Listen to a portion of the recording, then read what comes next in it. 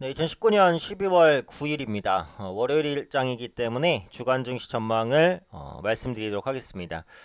이번 주도 지난주, 지지난주, 그 전주와 마찬가지로 무역 협상이 제일 큰 포커스입니다. 어쩔 수가 없어요. 지금 시장에서 무역 협상보다 더 중요한 이슈는 없습니다. 그래서 그런 부분들이 해소되기 전까지는 계속해서 그 부분에 휘둘릴 수밖에 없어요. 특히 이번 주는 그 트럼프 대통령이 중국에 예고했던 추가 인상 예정일 12월 15일이 껴있는 주입니다. 그래서 이번 주 내로 협상이 없으면 관세가 인상돼요. 시장이 또 부담으로 작용하겠죠.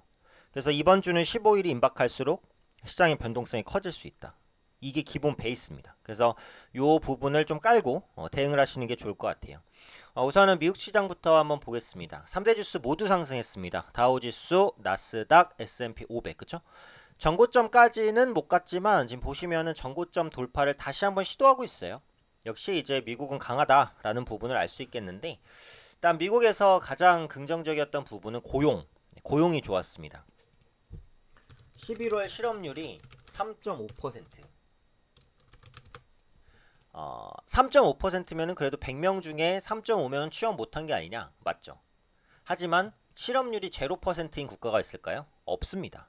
그것은 일시적이든 자발적이든 비자발적이든 일정 부분 실업률은 반드시 생겨요.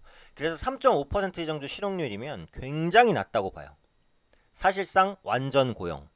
일하고 싶은 사람은 다 일하고 있다. 라고 평가받을 수 있을 만큼 고용률이 좋습니다. 트럼프 대통령이 얼마 전에 그 증시가 흔들리는 것보다 일자리가 훨씬 더 중요하다라는 언급을 했어요. 근데 그거를 지금 증명을 하는 거죠. 일자리가 중요하다라고 했는데 실업률이 최저치를 기록했다. 트럼프 대통령 입장에서는 어깨가 다시 올라갈 수밖에 없는 그런 이슈입니다. 근데 그렇다고 해서 지수가 안 좋아요? 또 아니죠. 꺾였다가 다시 한번 또 올라오고 있잖아요. 그쵸? 그래서 트럼프 대통령이 아직 탄핵 리스크에서 자유롭진 않은데 이런 부분들에 대한 상황을 타개할 수 있는 좋은 재료로서 작용하고 있다고 보시면 되겠습니다. 그리고 그 다음에 이제 무역 협상인데 지금 시장은 어쨌든 무역 협상이 이루어질 것이다라고 보고 있어요. 특히 미증시 같은 경우 신고가 부분까지 다시 올라갔다는 것은 무역 협상이 1단계 무역 협상이 될 것이다라는 기대감을 많이 반영하고 있는 거예요. 예상과 다르게 그렇지 않으면 어때요? 실망감이 크게 반영이 되겠죠. 그래서 그런 부분에 대한 경계감은 이번 주에도 여전히 있다라고 봅니다.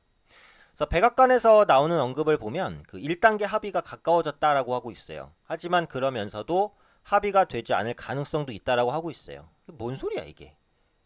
된다는 거야, 안 된다는 거야? 이게 그냥 관망하겠다는 거예요, 사실. 그러니까 중국 쪽에서 뭔가 액션을 보여라.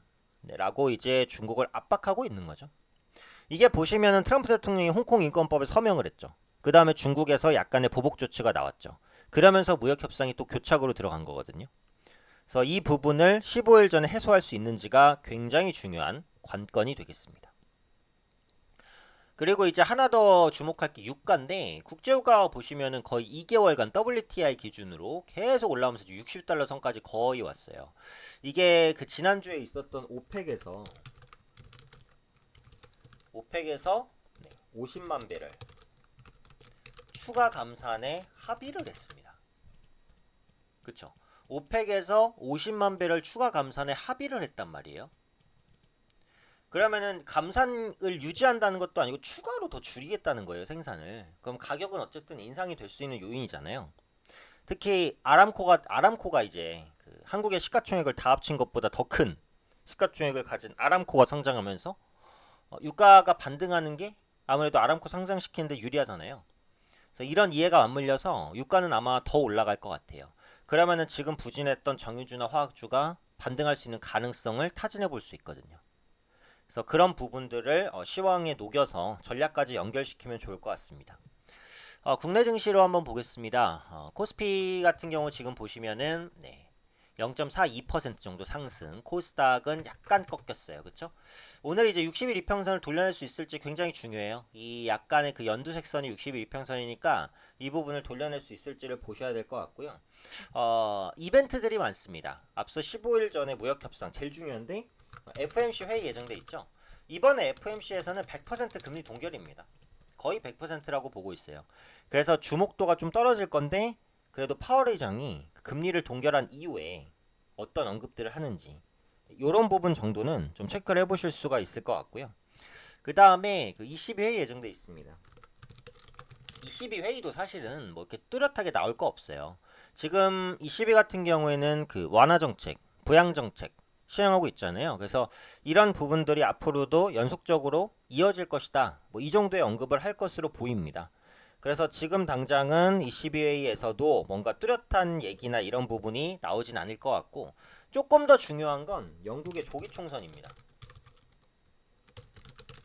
이 브렉시트 부분에 대해서는 그 네이버나 이런 데 찾아보시면 굉장히 자세하게 나와 있거든요. 그래서 한 번 정도는 정리를 한번 하고 가시면 훨씬 좋을 것 같아요. 지금 보리스 존슨 총리의 보수당의 승리가 유력한데, 보수당이 과반 의석을 확보하면 영국의 EU 탈퇴, 즉 브렉시트가 가시화되면서 브렉시트 리스크가 완화될 수 있습니다. 그렇기 때문에 영국의 조기 총선이 FOMC나 ECB보다는 이번 주에 조금 더 주목할 이슈, 그렇게 보시면 되고, 가장 중요한 이슈는 뭐라 그랬죠? 무역 협상 15일 관세 부과 여부, 핵심입니다. 핵심. 관세 부과되면 시장이 당연히 안 좋아요. 관세 부과되지 않으면은 당연히 시장에는 좋아요. 15일이라는 시한을 앞둔 시점이 이번 주기 때문에 이번 주 미국이 중국에 추가 관세를 부과한지 여부를 체크하시는 게 좋겠죠. 그래서 이번 주는 변동성 장세 일단 예상된다. 하지만 시장은 최악의 국면은 일단 지나가고 있다. 요 정도로 보시고 개별 종목, 섹터에 대한 전략에 조금 더 집중하시면 좋을 것 같습니다. 네, 이번 주도 성투자하시고요. 저도 구독자분들 위해서 열심히 더 노력하도록 하겠습니다.